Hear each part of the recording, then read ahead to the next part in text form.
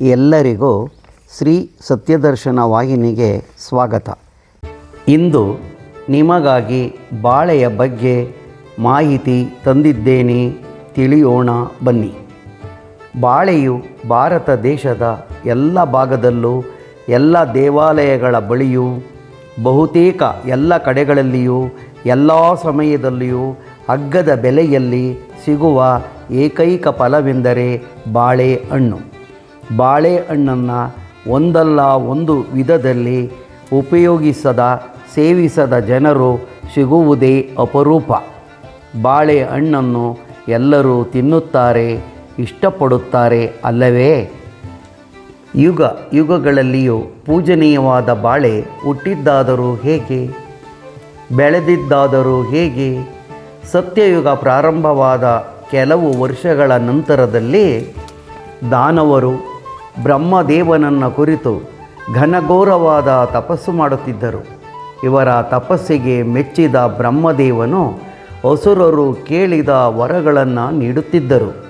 ಹೀಗೆ ವರ ಪಡೆದ ದಾನವರು ಕೆಲವು ವರ್ಷಗಳು ಕಳೆದ ನಂತರ ಅಧಿಕಾರ ಮದೋನ್ಮತ್ತರಾಗಿ ದೇವತೆಗಳ ಮೇಲೆ ಅಗೆ ಸಾಧಿಸಿ ದೇವಲೋಕದ ಅಮರಾವತಿಯ ಮೇಲೆ ದಾಳಿ ಮಾಡಿ ದೇವತೆಗಳನ್ನು ಬಂಧಿಸಿ ದಾನವರ ದಾಸಾನುದಾಸರನ್ನಾಗಿ ಮಾಡಿಕೊಳ್ಳುತ್ತಿದ್ದರು.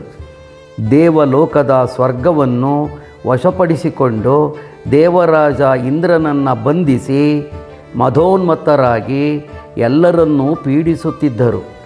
ದಾನವರಿಂದ ಬಿಡಿಸಿಕೊಳ್ಳಲು ಸಾಧ್ಯವಾಗದೆ ತ್ರಿಲೋಕ ಸಂಚಾರಿಯಾದ ನಾರದರ ಮೊರೆ ಹೋಗುತ್ತಿದ್ದರು. ಆಗ ನಾರದ ಮುನಿಗಳು ಶ್ರೀಮನ್ನಾರಾಯಣನಿಗೆ ವಿಷಯ ತಿಳಿಸಿ ದೇವತೆಗಳನ್ನು ಬಿಡುಗಡೆ ಮಾಡುವಂತೆ ಪ್ರಾರ್ಥಿಸುತ್ತಿದ್ದರು. ಆಗ ಶ್ರೀ ಮಹಾವಿಷ್ಣುವು ದಾನವರ ಮೇಲೆ ಯುದ್ಧಕ್ಕೆ ಸನ್ನದ್ಧರಾಗಿ ಬಂದು ದಾನವರೊಡನೆ ಯುದ್ಧ ಮಾಡಿ ದಾನವರನ್ನು ಕೊಂದು ದೇವತೆಗಳಿಗೆ ಬಿಡುಗಡೆ ಮಾಡಿಸುತ್ತಿದ್ದರು. ಈ ನಮ್ಮ ದೇವವೃಕ್ಷ ಬಾಳೆ ಹುಟ್ಟಿದ ಸನ್ನಿವೇಶದಲ್ಲೂ ಶ್ರೀ ಮಹಾವಿಷ್ಣುವು ದಾನವರೊಡನೆ ಘೋರ ಭೀಕರ ಯುದ್ಧ ಮಾಡುತ್ತಿರುವಾಗ ಶ್ರೀಮನ್ನಾರಾಯಣನ ಬೆನ್ನಿನ ಕೊಳೆಯ ಸಮೇತ ಬೆವರ ಹನಿಗಳು ಭೂಮಿಯ ಮೇಲೆ ಬಿದ್ದವು. ಬೆವರ ಹನಿಗಳು ಬಿದ್ದ ಸ್ಥಳದಲ್ಲಿ ಈ ನಮ್ಮ ದೈವವೃಕ್ಷ ಜನ್ಮ ತಾಳಿತು. ಬಾಳೆಯು ಭಗವಂತನ ಮುಂದೆ ನನ್ನ ಜೀವನ ಹೇಗೆ ಎಂದು ಕೇಳಲಾಗಿ ಶ್ರೀಮನ್ನಾರಾಯಣನು, ಏ ಕದಳಿ ವೃಕ್ಷವೇ, ನಿನ್ನ ವಂಶವು ಎಂದೂ ಕ್ಷೀಣಿಸದು. ಇಂದಿನಿಂದ ನೀನು 15 ಮಾಸಗಳೊಳಗೆ ಫಲ ಕೊಡುತ್ತೀಯ. ಈ ಫಲವು ನನಗೆ ಪ್ರೀತಿ ಪಾತ್ರವಾದ ಫಲವಾಗಿರುತ್ತದೆ.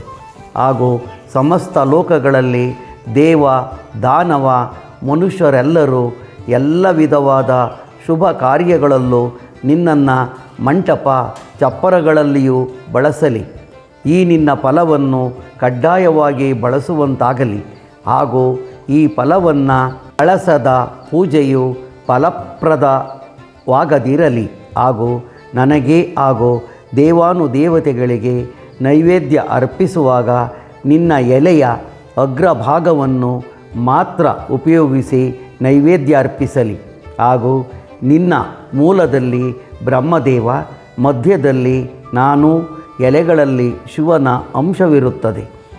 ಗ್ರಹಗಳಲ್ಲಿ ಒಬ್ಬರಾದ ಗುರುಗ್ರಹದ ದೋಷಗಳಿದ್ದರೆ 9 ಗುರುವಾರಗಳಲ್ಲಿ ನಿನ್ನ ಪೂಜೆಯನ್ನು ಶಾಸ್ತ್ರೋಕ್ತವಾಗಿ ದೇವ ಮಾನವ ದಾನವರು ಯಾರಾದರೂ ಪೂಜೆಯನ್ನು ವ್ರತವನ್ನು ಮಾಡಿ ಪ್ರದಕ್ಷಿಣೆ ಮಾಡಿದ್ದೇ ಆದರೆ ಅವರ ಸಕಲ ಪಾಪಗಳು ನಶಿಸಿ ಅವರಿಗೆ ಎಲ್ಲ ರೀತಿಯ ಶ್ರೇಯೋಭಿವೃದ್ಧಿಯಾಗಲೆಂದು ವರ ನೀಡಿದರು. ಅದೇ ಸಮಯದಲ್ಲಿ ಸರ್ವಮಂಗಳದಾಯಕ ಕದಳಿ ವ್ರತವನ್ನು ಸಮಸ್ತ ದೇವತೆಗಳು ಗಂಧರ್ವರು ಈ ವ್ರತದ ಅನುಷ್ಠಾನ ಮಾಡಿ ಕದಳಿ ವೃಕ್ಷಕ್ಕೆ ಅರ್ಘ್ಯವನ್ನು ನೀಡಿದರು. ಅದೇ ಸಮಯದಲ್ಲಿ ಗಾಯತ್ರಿಯು ಸ್ವರ್ಗದಲ್ಲಿ, ಶ್ರೀಗೌರಿಯು ಕೈಲಾಸದಲ್ಲಿ, ಇಂದ್ರಾಣಿಯು ನಂದನವನದಲ್ಲಿ, ಲಕ್ಷ್ಮೀದೇವಿಯು ಶ್ವೇತದ್ವೀಪದಲ್ಲಿ, ರಾಜ್ಞಿಯು ರವಿಮಂಡಲದಲ್ಲಿ, ಅರುಂಧತಿಯು ದಾರುಕಾವನದಲ್ಲಿ, ಸ್ವಾಹಳು ಮೇರು ಪರ್ವತದ ಮೇಲೆ, ಸೀತಾದೇವಿಯು ಅಯೋಧ್ಯೆಯಲ್ಲಿ, ವೇದಾವತಿಯು ಹಿಮಾಚಲದಲ್ಲಿ, ಭಾನುಮತಿಯು ನಾಗಪುರದಲ್ಲಿ ವ್ರತಪೂಜೆ ಮಾಡಿ ಕದಳಿ ವೃಕ್ಷಕ್ಕೆ ಏಕಕಾಲದಲ್ಲಿ ಅರ್ಘ್ಯವನ್ನು ನೀಡಿದರು. ಆಗ ಕದಳಿ ವೃಕ್ಷವು ಅತ್ಯಂತ ಬಲಿಷ್ಠ ಹಾಗೂ ಪವಿತ್ರ ಪೂಜನೀಯ ವೃಕ್ಷವಾಯಿತು. ಬಾಳೆಯ ಉಪಯೋಗಗಳು ಮತ್ತು ಔಷಧಿಗಳು. ಬಾಳೆಯ ಎಲೆಯನ್ನು ಊಟಕ್ಕೆ ಬಳಸುತ್ತಾರೆ, ಆದ್ದರಿಂದ ಸಮೃದ್ಧ ವಿಟಮಿನ್ಗಳು ದೊರೆಯುತ್ತವೆ.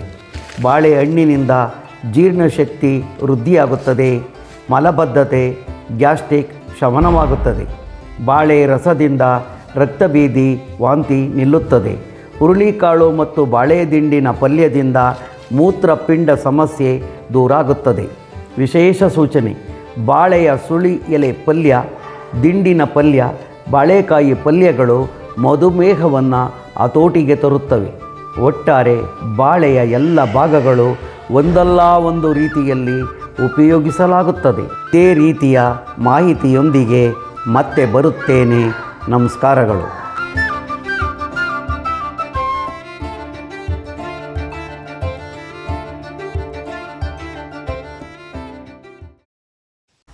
ನೀವಿನ್ನು ನಮ್ಮ ವಾಹಿನಿಗೆ ಚಂದಾದಾರರಾಗಿಲ್ಲದಿದ್ದರೆ ಚಂದಾದಾರರಾಗಿ. ಧನ್ಯವಾದಗಳು.